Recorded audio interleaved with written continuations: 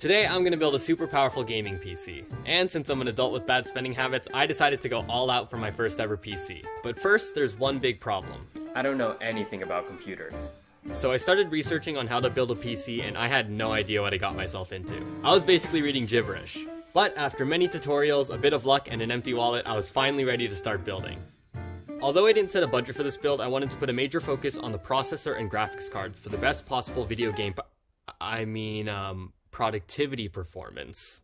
And so the build starts with a motherboard, which connects most of the components together. I chose the Asus ROG Crosshair 8 Dark Hero X570 because it should future-proof my PC for a while, and I thought it'd be funny to pick a board with the name that pretentious.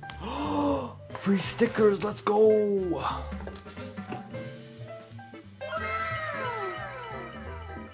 Okay, I'll keep it real, this thing looks high-tech, and my timbers were shivering just looking at it.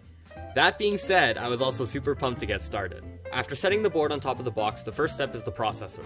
This is an AMD Ryzen 9 5950X, which is one of the best CPUs available. Although it's small, the processor is actually one of the most important parts of a computer, and this CPU is going to be complete overkill for my system. Handling the CPU, you need to be extremely careful, holding it only by its edges, making sure not to damage the gold pins underneath. To install it, you need to unhinge this lever to access the CPU socket. Next, align the gold triangle on the CPU with the triangle on the motherboard. Then, without applying any pressure, you simply drop the CPU into the socket and let gravity work its magic. Hook the lever back into place, and just like that, boom, the CPU is installed. I thought this was going to be the scariest step, but that was kind of a breeze. A light air, one might say. Okay, it's not as bad as I thought. Alright, next up is the RAM. This is the popular Corsair Vengeance RGB Pro Slimline Edition. And yes, the rest of the part names are going to be just as long. I think 32 gigs should be plenty for a pleb like myself, but I can always get more later on. The RAM goes in these slots here, and since I only have 2 sticks, they're going in slots 2 and 4, so my PC can take advantage of dual channel RAM. And I'm not even going to act like I know what I'm talking about, I'm just following instructions. To install, unlock the slots with these clips and make sure to line up the notch in the RAM with the notch in the channel. The RAM can only go in one direction, so check beforehand to make sure you don't mess it up, knucklehead. Okay. Then just push down firmly until the RAM clicks into place. Once the RAM's secured, the next step is storage. There are a few different options for this, and I chose M.2 SSDs because they're small, light, and plug directly into the motherboard. Today I have 2 TB of Samsung 980 Pro. To install, I unscrewed the faceplates covering the M.2 slots. SSDs can come in different sizes, so use the included plug adapters to fit your own needs. I insert the stick at a bit of an angle, press down on the SSD to screw it into place, and reattach the faceplate. If the plate has a thermal pad, also make sure to peel off the protective film beforehand. Then I repeated the same process for my other SSD, and voila! I now have a stupid dumb amount of computer storage. And I was feeling pretty good at this point. If you've never built a PC before, I highly recommend it. It's honestly very satisfying. Adult Legos, as my friend put it. And now it's time to mount the motherboard.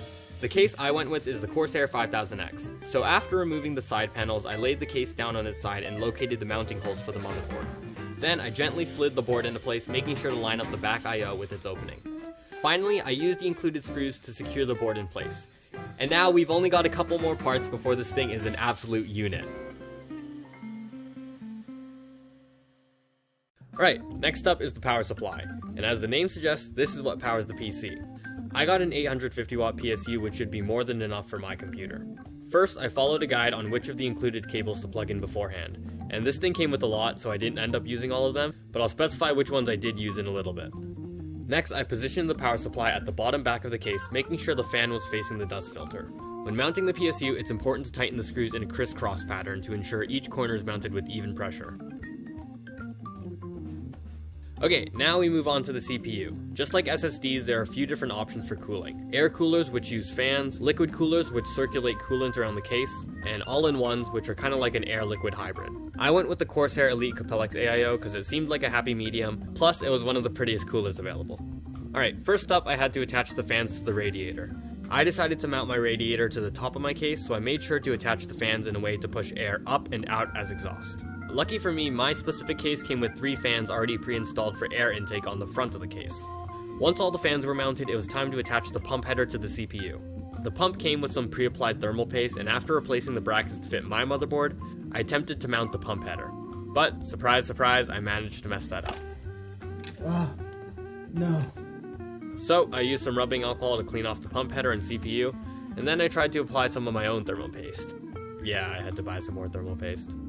I think I was a bit zealous with my application, and I probably used way too much, but I wasn't going to go through that again, so I just carried on. And after a bit more struggling, I finally managed to screw the pump header in place. Thank God. I finished it off with a bit of aesthetic changes, and then it was on to the big boy. Now for the star of the show, the graphics card. If you know anything about GPUs, you probably know that they're basically impossible to find right now. I got super lucky and was able to find not just any GPU, but the Asus TUF RTX 3080, which is basically like a GPU infinity stone. Alright, no, that was a bad joke. Cut that. To mount the GPU, first I needed to unscrew some of the back plates. Then I clipped the graphics card into the PCIe slot with a bit of pressure and secured the back with some screws. And just like that, the GPU is installed. At this point, everything is plugged in and all that's left is the cables. Coming from the power supply, I first connected the large 24-pin cable to the right side of the motherboard. Next up was the CPU cables, which plugged right into the top left corner. Then the PCIe cable, which plugs right into the GPU. In my case, I have two 8-pin connectors, so I made sure to occupy both of them. Finally, there were the case cables, which each went into their own respective spots at the bottom edge of the motherboard. I also plugged in all the fans, and a certain idiot forgot to record that part. And just like that, all of the parts were finally connected. It's kind of poetic in a sense. I spent a while on cable management, then finally plugged in the power connector for the moment of truth. It should work. If I turn this on, it should work. But... I'm so nervous!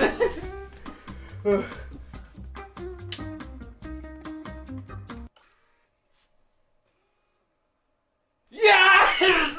Oh my god. Oh, let's go! I know, I'm as surprised as you are. I didn't f it up. Let's go! Alright, we're nearly there, stay with me.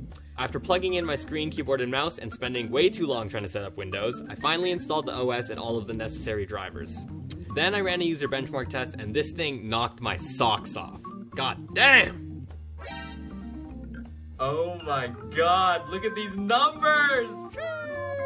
And now I can finally fulfill my dream of becoming a pro gamer. Finally, I put the side panels back on and peeled the plastic to officially take this from a build to a built. I'm so happy with it. The process was definitely a lot, but my Fortnite Roblox machine is complete. Hello, yes, it's me, the guy who posted 2 videos and disappeared for a year. And if you remember me, hi, I'm back. Okay, you're probably wondering, where the hell have you been the past year? And my answer, I'll tell you when you're older. Maybe in a future Q&A or something. Subscribe to find out. But all that matters is I'm back now, harder, better, faster, stronger than ever, and this time I'm just gonna go all in. I swear more videos are coming. So if you like this one, drop a like, comment, subscribe, hit the bell, and follow me on Instagram if you want. And yeah, let me know what you guys think of this thing. That's all from me, and I'll see you guys with the new video next year. Bye!